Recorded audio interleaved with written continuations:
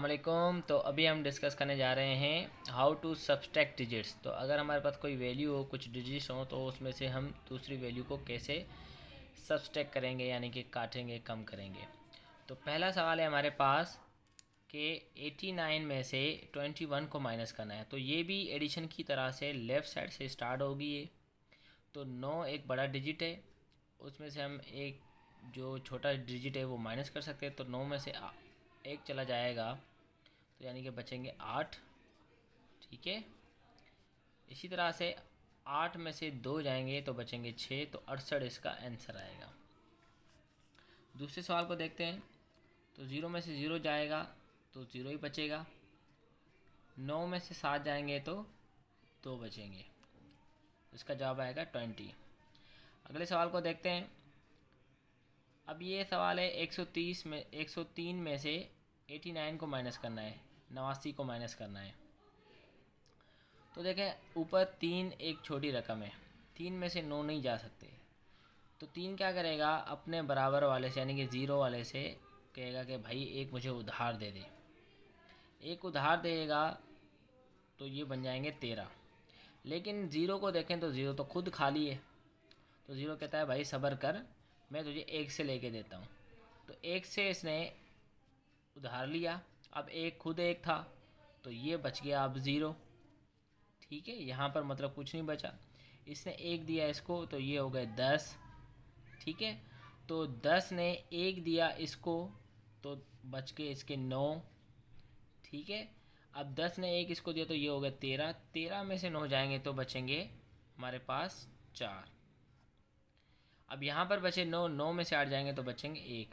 और ये तो 0 था, तो मतलब 0 से कुछ, तो 103 में से 89 जाएंगे तो 14 इसका आंसर आएगा, जो कि राइट आंसर है। अब हम डिस्कस कर रहे हैं कि अगर हमारे पास 444 हो, उसमें से हमें 186 माइनस करने हो। तो देखिए सिंपल है, ये भी उसी तरह से। अब 4 में से 6 नहीं जा सकते, तो 4 क्या करेगा, इससे एक उधार लेगा। तो 4 इसको 1 दे देगा, तो 4 के पास बचेंगे अपने 3। ये हो जाएंगे फिर 14।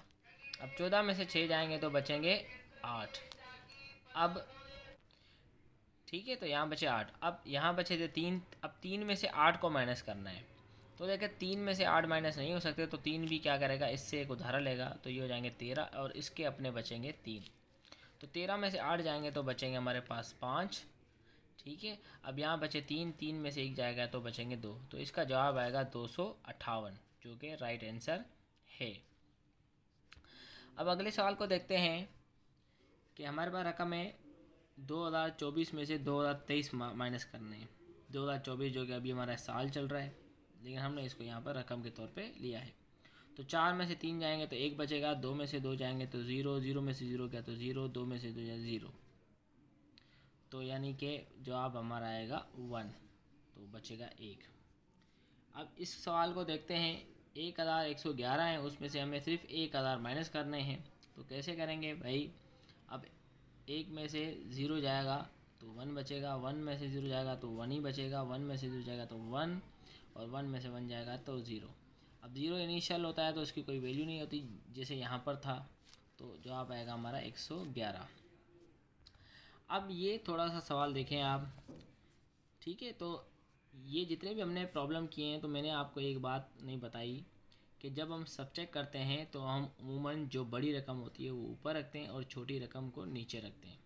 तो ये जितने भी हमने प्रॉब्लम किए हैं, ये सब में हमने ऐसे ही किया है। वैसा ही एक और प्रॉब्लम करते हैं। अब देखें, 100 हमारे पास एक रकम है, उसमें से हमें 79 को माइनस करना है। तो देखें 0 में से 9 नहीं जा सकते, तो 0 एक इससे उधार लेगा, लेकिन इसके पास भी नहीं है तो वो इससे लेगा।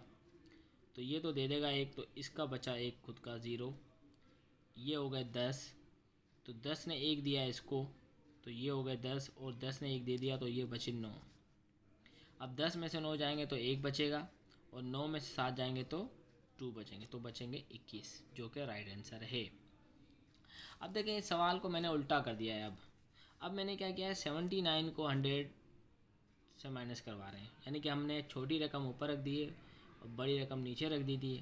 तो ऐसा भी हो सकता है कभी इंसान को कोई नुकसान हो जाता है, तो फिर वो कर्ज में चला जाता है। तो ये एक वैसी एक कंडीशन है कि हमारे पास थे 79, लेकिन हमने खर्चा कर दिया 100 रुपये का, तो जाहिर सी बात है बाकी जो पैसे हमारे पास नहीं थे वो हमने किसी से लिए होंगे, किसी को उधार रखे होंगे, इस तरह से।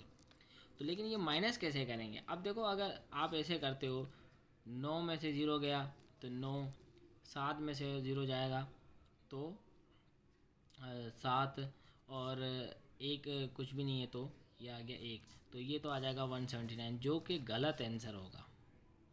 तो इसको करने का तरीका क्या है, हम दोबारा इसको लिखते हैं।